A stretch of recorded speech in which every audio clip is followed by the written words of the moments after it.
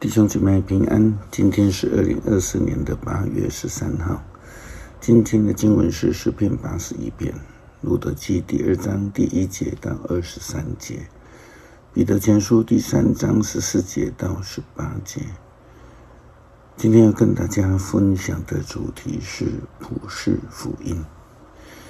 犹太人他们非常喜欢来分别犹太人或是外邦人，他们对于外邦人的排斥是非常的严重的。从犹太主义的角度来看，好像上帝就是排斥外邦人的，但事实上并不是如此。事实是救恩福音是普世的。从旧约从创世纪的基础来看就是如此。就以犹太人所强调的先祖亚伯拉罕，他原本是两河流域的乌尔，一个异邦做敬拜偶像的地方，受上帝呼召而来，并且上帝给他的呼召非常清楚，除了亚伯拉罕自己蒙福以外，更是要成为万人因你得福的呼召者。路得记第2章第1节到23节记载了路得的故事，就是一个外邦的女子怎么样得救，并且成为上帝救恩计划中一个非常重要的一部分。她是大卫王父亲的祖母。圣经这样记载，拿俄米有一个亲族，名叫波阿斯，既有钱又有地位，是她丈夫以利米勒的亲族。有一天，路得对拿俄米说：“让我到田里去捡人家掉落的麦穗，我一定会遇到一个肯善待我的人。”拿俄米说：“你去吧，女儿。”于是路得到田里去，跟在收割工人背后捡掉下来的麦穗。正巧路得捡麦穗的这块田是波阿斯的。不久，波阿斯从伯利恒来，他向收割工人问安说：“上主与你们同在。”他们回答：“上主赐福给你。”波阿斯问领班那个是谁家的女孩子，他回答：“她就是跟拿俄米从摩押回来的那个外国女子。她要求我让她跟在工人后捡拾麦穗。她一大早就开始工作，现在刚停下来，在凉棚下休息。”波阿斯就去对路得说：“听我说，小姑娘，你不用到别人田里去捡拾麦穗，就留在这里跟女工一起。看工人到哪里收割，你就跟着工人捡去。我已经吩咐我的男工不可欺负你。你渴了就到水罐那里喝他们打来的水。”路得向波阿斯下拜，伏在地上，说：“你为什么待我这么好，这么关心我一个外国人？”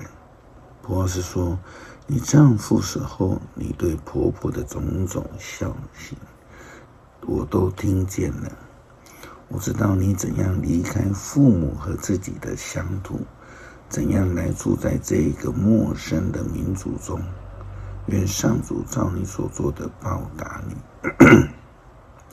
愿以色列的上帝，你所投靠的上主，厚厚的赏赐你。”路得回答：“先生，你对我真好，虽然我连做你的婢女都不配，你还这样用亲切的话来安慰我。”到了吃饭的时候，波阿斯对路得说：“来，吃一点麦饼，沾着醋吃。”路德就跟工人们坐在一起，波阿斯递给他一些烤好的麦穗，他吃饱了还有剩下。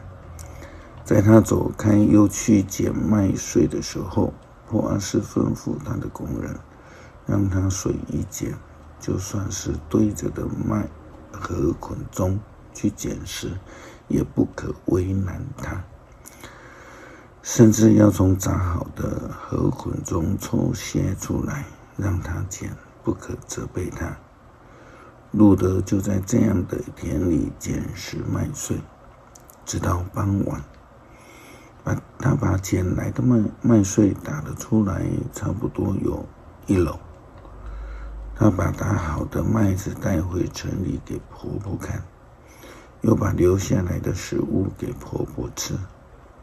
那俄米问他：“你今天从哪里捡来这么多麦穗？你在谁的家田里工作？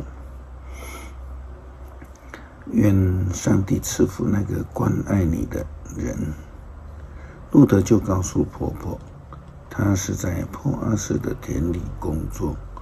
拿俄米说：“愿上主赐福给波阿斯。”上主始终对活的和死了的人信实仁慈。